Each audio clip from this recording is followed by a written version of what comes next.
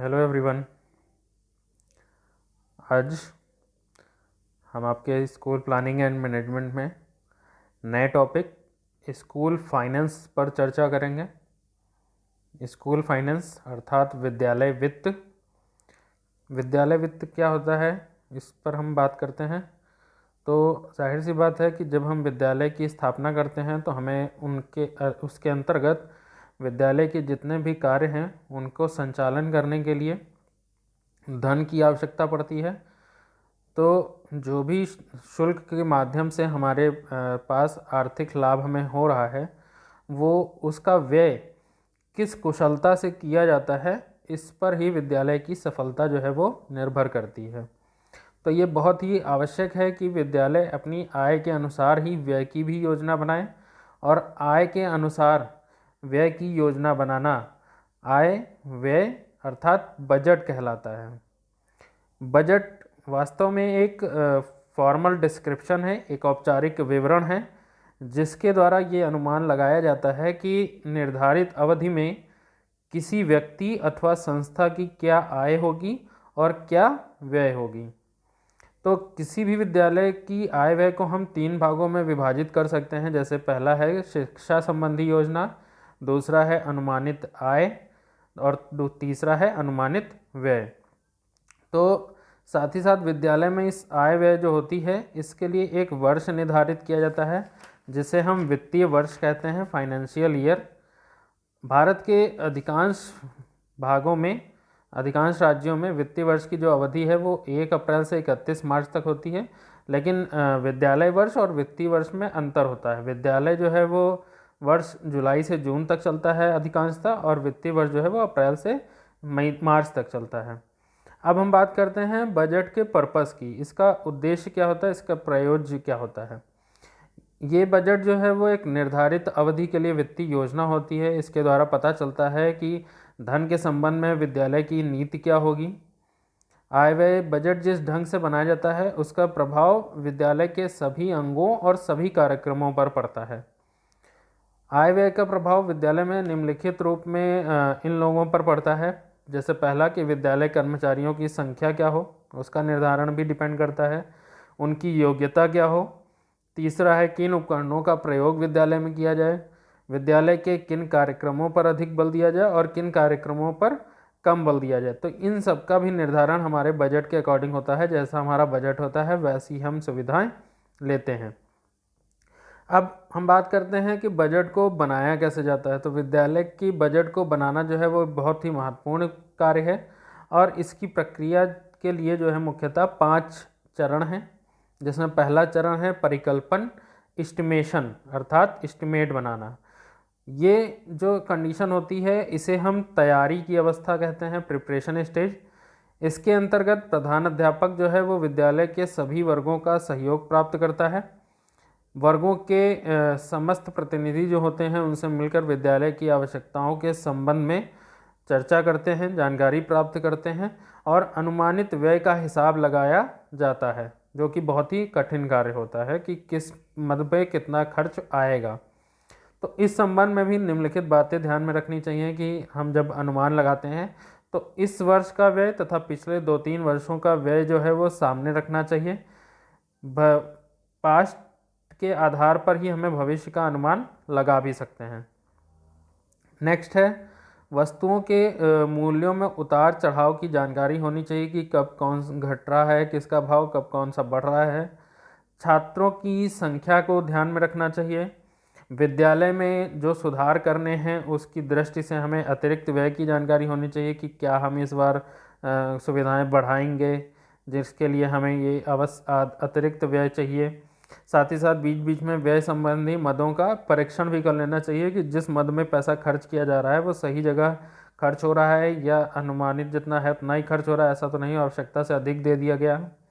तो ये सारी बातें ध्यान रखना ज़रूरी है। दूसरा चरण है फॉर्मेट, गठन करना। इसमें 2 बातें आती हैं बजट में, आय और व्यय। तो आय और व्यय जो होते हैं इनको भी 2 भागों में बांटा जाता है, रिकरिंग और नॉन रिकरिंग, आवर्तक और अनावर्तक। उसके बाद चौथा स्टेप है हमारा प्रस्तुतिकरण अथवा स्वीकरण अर्थात प्रेजेंटेशन एंड अप्रूवल। तो जब हम बजट बना लेते हैं तो बजट बनाने के बाद हम विद्यालय की प्रबंध समिति के पास उसे भेजते हैं, ताकि यदि वो चाहे तो उसमें हेर फेर कर सके, कोई चेंजेस कर सके। ये काम जो है वो मार्च के महीने के पहले सप्ताह तक हो जाना चाहिए, ताकि हमें टाइम भरपूर मिल जाए कि उसमें कोई अगर चेंजेस करने हैं तो वो कैसे होंगे। साथ ही साथ विद्यालय के कर्मचारियों की जो निपुणता है वो भी तभी मानी जाएगी जब उसमें कम से कम चेंजेस की गुंजाइश हो। यदि बजट का जो निर्माण है, जो गठन है, वो ठीक ढंग से हुआ है तो उसके अप्रूवल में कोई भी परेशानी नहीं आएगी। लेकिन अगर उसमें किसी भी प्रकार की कमी रखी गई है, कोई भी चेंजेस ऐसे रखे गए हैं जो एक्सेप्टेबल नहीं होंगे, तो जाहिर सी बात है कि उसमें हमारी कमी या हमारी मेहनत कम दिखाई देगी। साथ ही साथ आय व्यय जो बजट है उसका संबंध स्थानीय समाज के साथ भी रहना चाहिए, क्योंकि और साथ ही साथ इसका व्यापक प्रचार भी करना चाहिए, ताकि समाज के लोग इन कार्यक्रमों में भाग ले सकें और दान दे सकें कि हाँ, वास्तव में समाज के लिए ये कार्य किया जा रहा है और इसमें आपसी सहयोग बहुत ही ज़रूरी है, तो वो आर्थिक सहयोग करने के लिए भी आगे आएंगे। नेक्स्ट स्टेप है परिपालन, फॉलोअप। फॉलोअप की जब बात आती है तो बजट का फॉलोअप विद्यालय की आवश्यकताओं को ध्यान में रखकर किया जाना चाहिए, ना कि जल्दबाजी में या अंधाधुंध तरीके से, क्योंकि बजट जो है वो अनुमानित आय और व्यय का ब्यौरा होता है। तो भावी आय और व्यय का हिसाब बड़ी ही सावधानी पूर्वक लगाया जाना चाहिए कि क्या आय हमारी इनकम हो रही है और क्या हमारा एक्सपेंडिचर्स हो रहे हैं।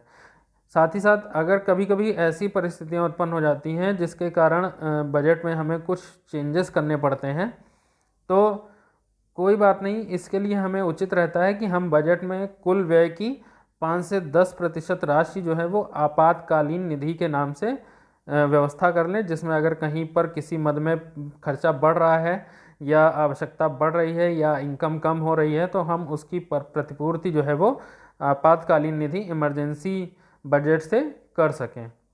नेक्स्ट लास्ट स्टेप आता है हमारा मूल्यांकन, इवैल्यूएशन। वित्तीय वर्ष की जब समाप्ति होती है तो हमें संपूर्ण अपने बजट का मूल्यांकन भी कर लेना चाहिए, ताकि हमें पता चल सके कि जिस भी मद में हमने व्यय अनुमान से अधिक किया है और किस मद में निर्धारित अनुमान से कम व्यय हुआ है। तो इससे हमें ये आगे के लिए भी आइडिया मिलता रहेगा कि जो इतनी हमारी इनकम हुई है उसके अकॉर्डिंग ही हमने अपना व्यय किया है या उससे कम हुआ है। ये सारी चीज़ें जो हैं बहुत ही ज़्यादा डिपेंड करती हैं कि इवैल्यूएशन करने से हमारा जो है बजट है वो बहुत ही सटीक बनता है और आगे के भविष्य के लिए भी हमारी योजनाएं उस तरीके से क्रियान्वित होती हैं। साथ ही साथ जब बजट के मूल्यांकन की हम बात करते हैं तो बजट के मूल्यांकन करने की भी 2 विधियां होती हैं। पहली होती है ऑब्जेक्टिव विधि अर्थात वस्तुनिष्ठ विधि। ऑब्जेक्टिव विधि में संपूर्ण आय व्यय का जो ब्यौरा है वो पूरी ईमानदारी से दिया जाता है, कोई भी स्पैम वगैरह नहीं किया जा सकता है। साथ ही साथ आय व्यय के मूल्यांकन की जो दूसरी विधि है वो है ऑडिट कराना। तो जैसा कि हम अक्सर सुनते हैं कि मार्च माह के अंत तक समस्त विद्यालय, समस्त शिक्षण संस्थान, समस्त कार्यालय, सरकारी संगठन जितने भी हैं या साथ ही साथ गैर सरकारी भी जितने संगठन हैं, इन सभी का ऑडिट डिपार्टमेंट के द्वारा ऑडिट किया जाता है।